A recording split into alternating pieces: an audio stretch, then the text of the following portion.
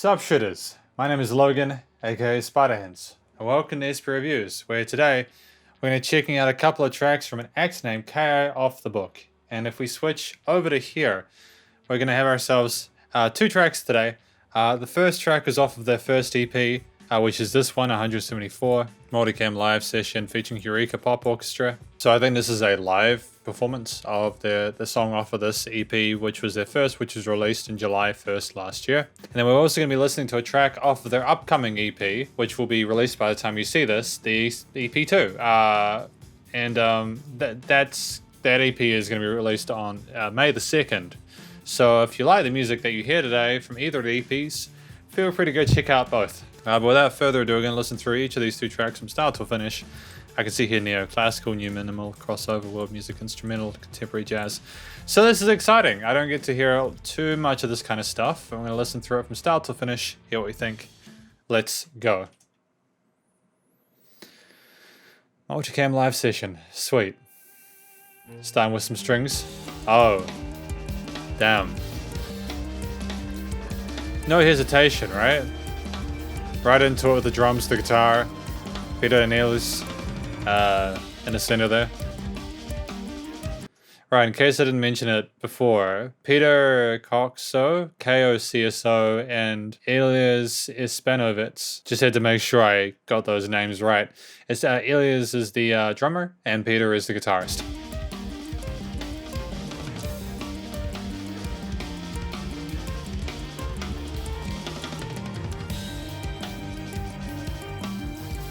It's a really professional setup. I love the fact that the sound quality is phenomenal for a live recording. It's very very professional. And then you also have the musicians on the outside, the orchestra, thoroughly supportive and very colourful on amongst the tapped parts of the guitar riffs and the consistent 16 to 30 second note drum grooves we have there.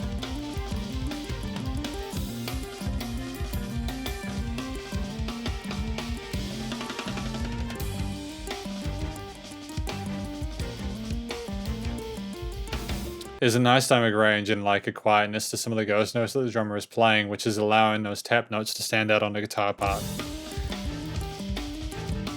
It also helps that he's mixed well, so he stands out in that mid to high range in the overall harmony.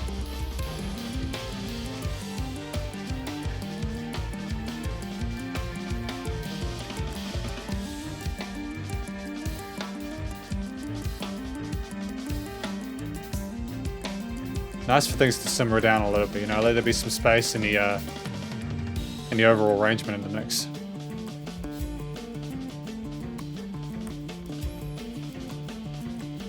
These eighth note offbeat plucks are a nice accent there that we haven't really had before.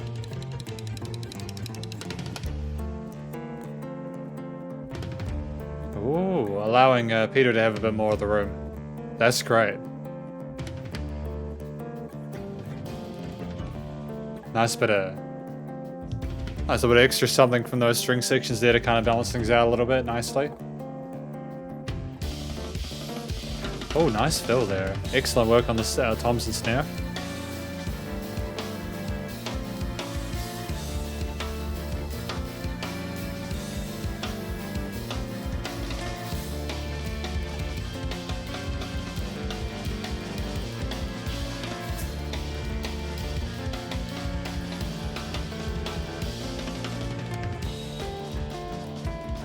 And returning back to that more guitar-centric theme there, with the constant 1, 2, 3, 4 chord note shifts on those string parts.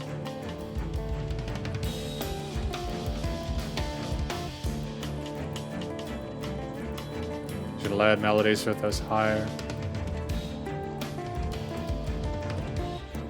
I'm liking the focus on those low to mid toms there on the drums as well as those ride cymbals. I think that's really fun. There's lots of cool little things to appreciate within this performance.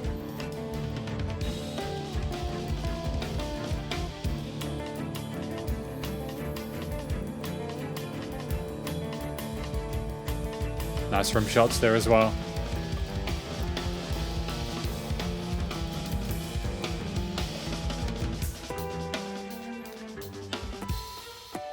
Oh yeah, I'm not sure about this part. This is very progressive here. That just stopped and it just went off its own journey for a little bit. I'm not sure what it was trying to communicate, but I like the change.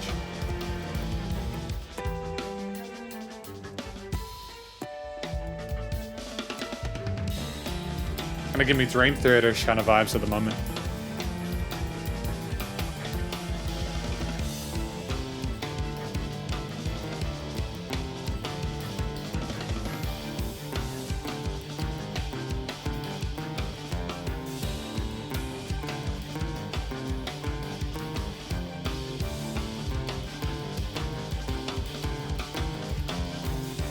Is the drummer going in a different sort of time signature to the guitar parts and the strings?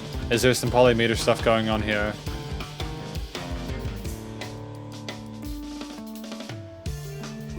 Oh, nice little transition there. It's nice to have the strings have a little bit more, the accompaniments have a little bit more of a lead role in this. There's a repeater on those guitar parts as well, it's great. Gives a little bit more presence, you know?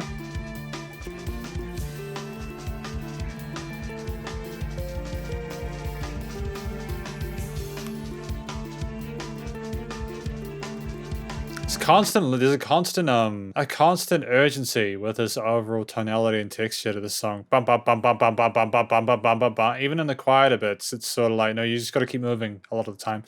It's indicative and it matches well with a lot of what music is at 170 BPM. 170 BPM is just incredibly fast. Incredibly fast.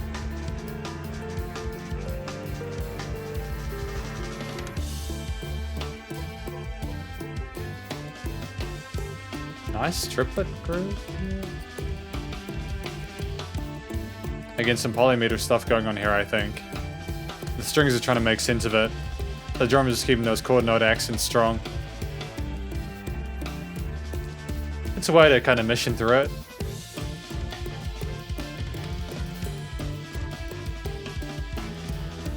Kind of a little bit more... They're more in sync at this point in time. Everyone's come back together.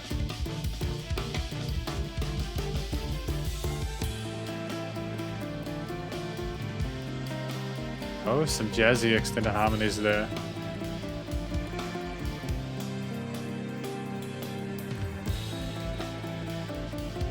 I gotta hand it to them, this part is really, really sweet.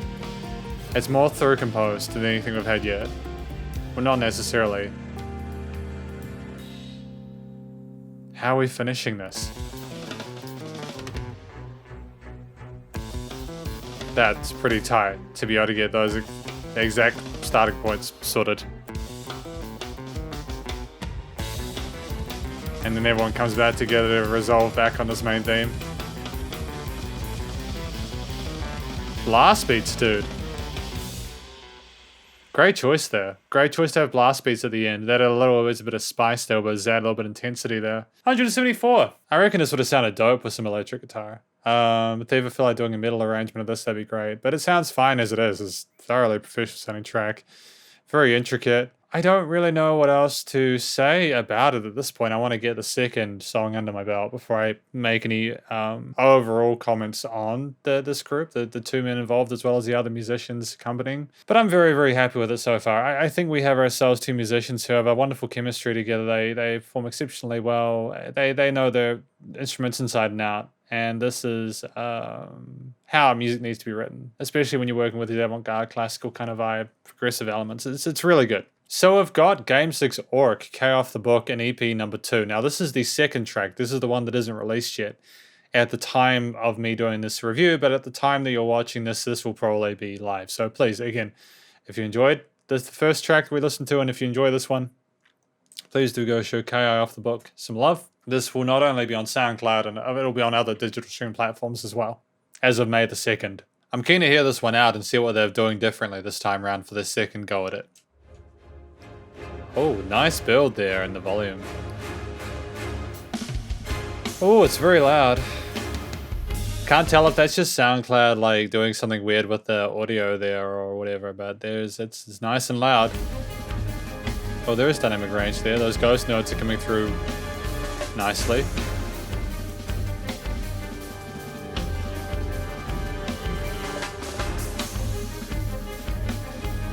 We don't have the guitar this time around though, we have the strings with these whole notes or double bar notes. Some of them are going ba ba ba ba ba, and they're instantiating these different melodies. I like the fact that we're trying to have some sort of lead melody in there whilst the drums go wild.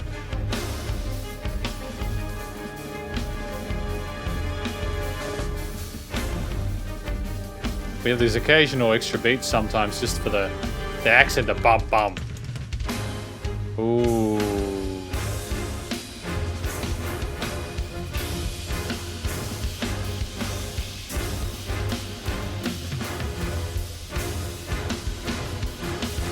It is a shame not to have the guitar in this part. I liked having both the guitar and drums in there with symphonic elements, but at the same time I feel like there's also enough in here at this point in time to not necessarily need that additional guitar layer.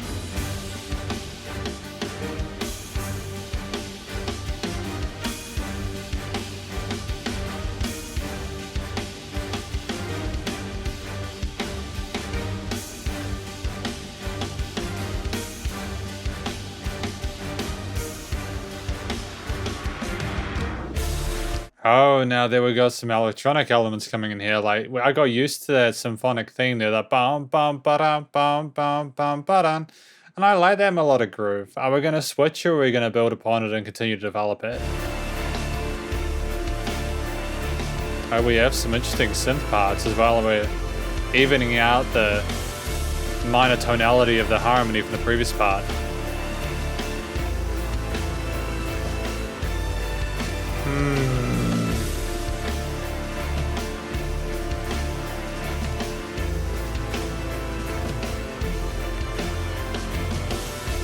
Don't know if I like it. Like, I liked what we had before. I'm sort of just trying to figure it out. When I say I don't like it, I don't know if I like it. I typically need to get the context of the entire track before I understand how the different elements fit together.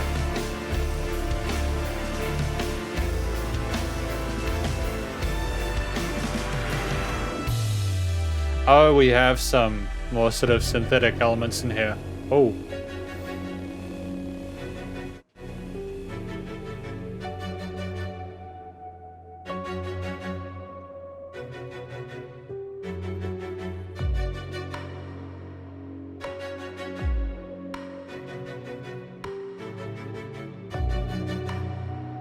Okay, where are we going with this? We've still got some drums and the strings and some piano and synth parts and some trap drums.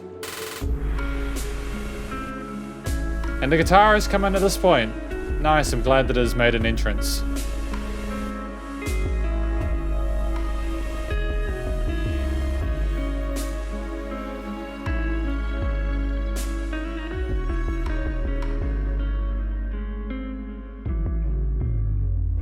Oh, nice sub-bass resonance there, dude. Great tail end on that decay. Quiet Plucks with a majorist guitar riff. Oh, we're trying to turn it into that major shift. Oh, nice harmonics there, though. They're pretty.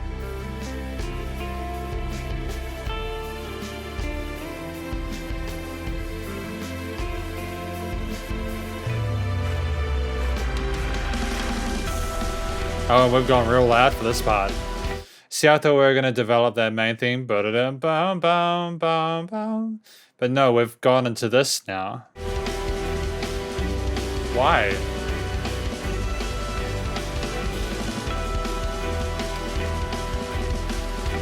Wait, was this the theme we had just before the quiet part in the middle? Have we returned to that? So that's cool.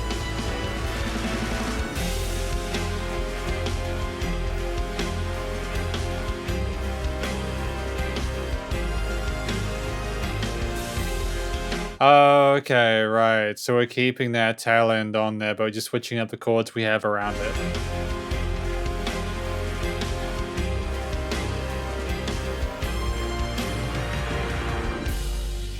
Cool. And we have a oscillating synth there on the left. Wow, wow, with the synthy sort of dubbish bass in the center.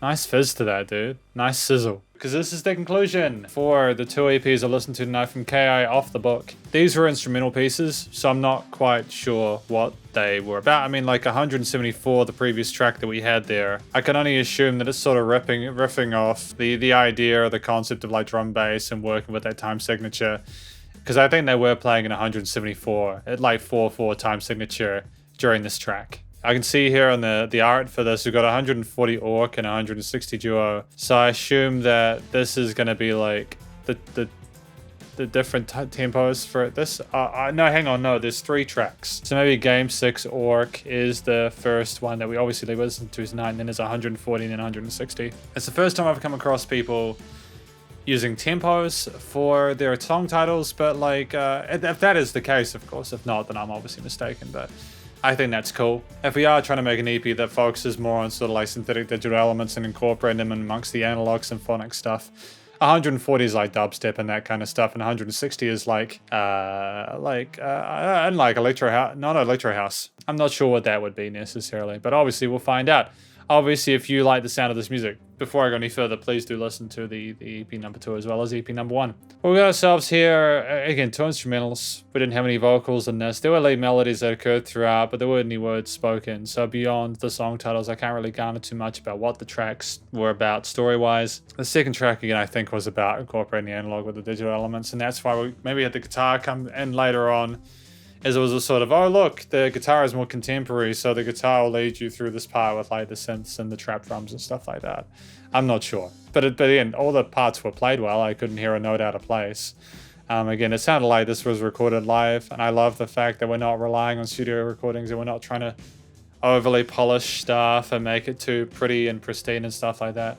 Let there be some humanity in it. I think the structuring of the tracks was obviously through composed. There might have been some returns to like an A or a B section at some point. But for the most part, it was meant to be a journey. I think 170 you're going between sort of straight 4/4 and then some triplet parts or some other progressive ideas, and then in Game 6 Orc, where we're just exploring different tonalities and textures and kind of reinforcing them later on we had initially earlier on. It's a great combination, great development there. Although I still feel like we could have spent more times on individual parts, but I suppose just as transitory devices, or should I say, those shorter parts where I got a little bit more quiet worked really well. Now, Peter and Ellis are fantastic musicians, great drummer, great guitarist, and they picked the right people, the Heurikas and the other symphonic orchestral elements involved. All the players involved in this record knew what they were doing with technique-wise. Again, lovely understanding of dynamic range and changing the energy levels of the performance as well as the arrangement there. You can see by this waveform alone that there is differences in the perceived loudness of certain sections. I think that's really important.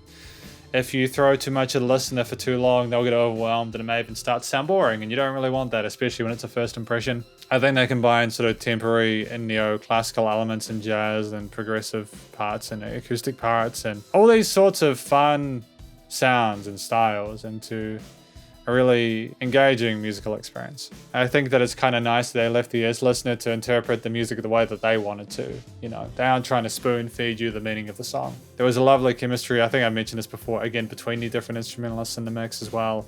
The harmonies that were created in different themes were memorable and luscious and sometimes minimalist, but often very vigorous and intense, and I think that's just part of the joy of the music that they Off the Book like to create. Production, the recording, mixing, mastering, sensational. It's release ready, totally commercially viable. I mean, I couldn't really, especially the second one, Game 6 Orchestra. It's like a step up. It just sounds a little bit more polished for some reason. Can't really put my foot on it. Maybe it's because it was a studio recording or something like that. Although, what I mean by, because I mentioned that I thought they played it live. I don't think they keyed in any of these instruments. I think they actually recorded these instruments in a studio. They didn't sort of map out the drums or something like that. Which is part of why it's also kind of cool when you see musicians play live, because you can literally see them playing the instrument. You know they're the real deal. And the EQ, stereo, panning, the fixed chains on different instruments. I mean, there wasn't a lot on the different instruments aside from like a repeater on the guitar occasionally. I mean, there was some stuff going on with those synthetic electronic elements in the latter half of the Game 6 Orchestra.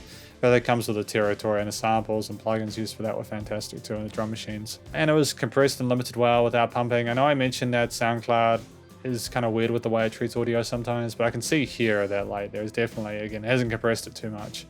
And that's testament as well to the mixing and mastering that we allowed for there to be that space in case these digital streaming services decide to do some weird normalization to it. It's been thoroughly well thought out, and I have a lot of love for KO Off the Book and what they managed to accomplish here. But thank you very much for watching this review of KO Off the Book's EPs 1 and 2.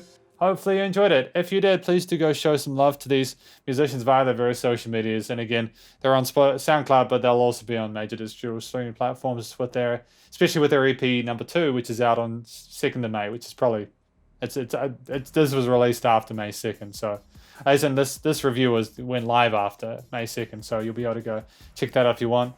Stay cool and stay safe. And please remember to support your local musicians and artists at this point in time, as they need the help more than ever with all the crazy stuff going on in the world. And I'll catch you in the next review. Spider Hands out.